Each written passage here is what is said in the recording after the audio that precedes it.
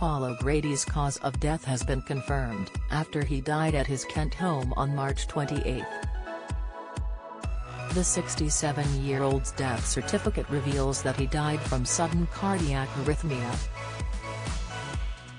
This was linked to the entertainer's ischemic heart disease. According to the British Heart Foundation, sudden arrhythmic death syndrome, or SADS, is when someone dies suddenly following a cardiac arrest and no obvious cause can be found. A cardiac arrest is when your heart suddenly stops pumping blood around your body. This stops you breathing and starves your brain of oxygen. It affects around 500 people in the UK every year. According to the document, this was brought on by Paul's coronary heart disease.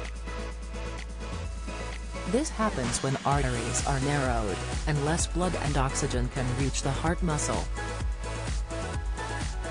The certificate, obtained by The Express, showed longtime friend and former PA and agent, Joan Marchion's, registered the entertainer's death 6 days after he died at home. Don't miss.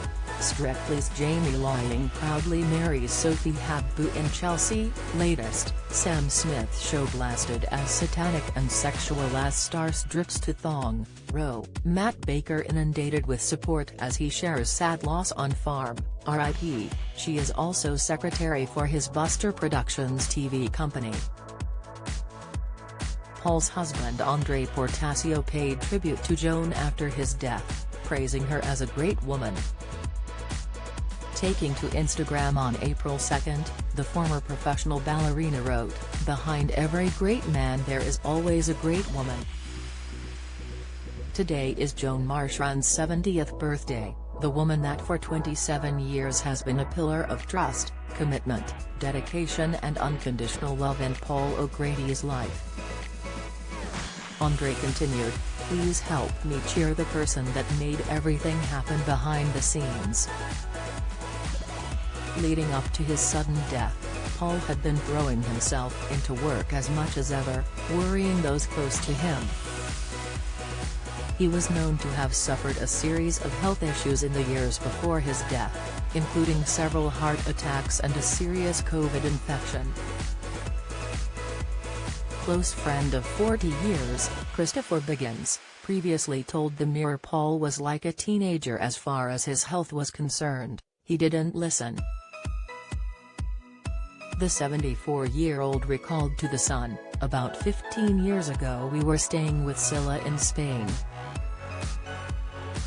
Paul had his heart problems already and had been told not to smoke or indulge in alcohol too much. She told me to go upstairs and tell him to stop. I felt like the matron from the Carry On films when I went into his bedroom and said, 'Paul, you're smoking.' He looked at me and said, 'No, I'm not.'"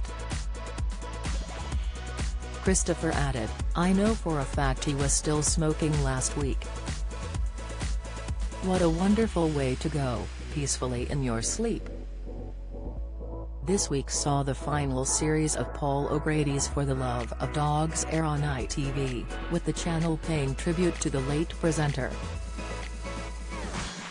The first episode aired just weeks after his death, and as the credits rolled in silence, ITV viewers were left in tears.